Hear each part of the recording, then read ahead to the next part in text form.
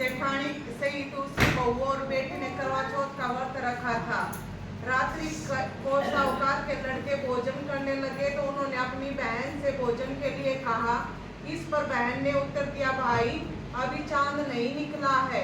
उसके निकलने पर अर्घ देकर बनकर भाइयों ने क्या काम किया, नगर से बाहर जाकर अग्नि जला दी और छलनी ले जाकर उसमें से प्रकाश दिखाते हुए उन्होंने बहन से कहा, बहन चांद निकल आया है, अर्घ देकर भोजन छीन लो। यह सुनकर उसने अपनी भाभियों से कहा कि आओ तुम भी चंद्रमा को अर्घ दे लो, परंतु वे इस कांड को जानती थी। उन्होंने कहा, भाई जी अभी चांद नहीं निकला है, तेरे भाई तेरे से धोखा करते हुए अग्नि का प्रकाश छलनी से दिखा रहे हैं। भाभियों की बात सुनकर भी उसने कुछ ध्यान नहीं दिया। वह भाइयों द्वारा दिखाए प्रकाश को ये अर्थ देकर भोजन कर लिया। इस प्रकार व्रत भंग करने से गणेश जी उस पर खुश नहीं थे। इसके बाद उसका पति सख्त बीमार हो गया। जो कुछ घर में था उसकी बीमारी में लग गया। जब उसे अपने किए हुए दोषों का पता लगा तो उसने पश्चाताप किया। गणेश जी की प्रार्थना करते हुए विधि विधान से पुनः चतुर्थी का व्रत करना आरंभ कर दिया। श्रद्धा अनुसार सबका आदर करते हुए सबसे आशीर्वाद ग्रहण करने में ही मन को लगा लिया। इस प्रकार उसके श्रद्धा भक्ति सहित कर्म को देखकर भगवान गणेश उस पर खुश हो गए और उसके पति को जीवन दान देकर उसे आरोग्य करने के पश्चात धन संपत्ति से युक्त कर दिया।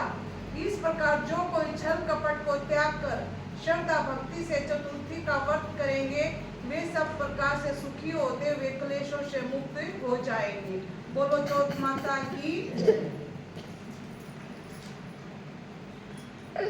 एक अंधी बुढ़िया थी जिसका एक लड़का और लड़के की बहू थी। वे बहुत गरीब थे। वह अंधी बुढ़िया नित्य प्रति गणेश जी की पूजा किया करती थी। गणेश जी साक्षात सम्मुख आकर कहते थे कि बुढ़िया माई जो तू चाहे सो मांग ले। बुढ़िया कहती, मुझे मांगना नहीं आता, सो कैसे और क्या मांगू। तब गणेश जी बोले कि आपने बहू बेटे से पूछकर मांग ले। तब बुढ़िया ने अपने पुत्र और वधू से पूछा तो बेटा बोला कि धन मांग ले। बहू ने कहा कि पोता मांग ले। तब बुढ़िया ने सोचा कि बेटा बहू तो अपने अपने मतलब की बातें कर रहे हैं, अतः उस बुढ़िया ने पड़ोसियों से पूछा तो पड़ोसियों ने कहा कि बुढ़िया तेरी थोड़ी सी तो जिंदगी है, क्यों मांगे धन और पोता, तू तो केवल अपने नेत्र मांग ले जिससे तेरी शेष जिंदगी सुख से व्यतीत हो जाए। उस बुढ़िया ने बेटे और बहू तथा पड़ोसियों की बात सुनकर घर में जाकर सोचा, जिससे बेटा बहू और मेरा सबका ही भला हो वह भी मैं मांग लूं और अपने मतलब की चीज भी मांग लूं। जब दूसरे दिन श्री गणेश आए और बोले, और बुढ़िया क्या मांगती है, हमारा वचन है जो तू मांगेगी सो ही पाएगी।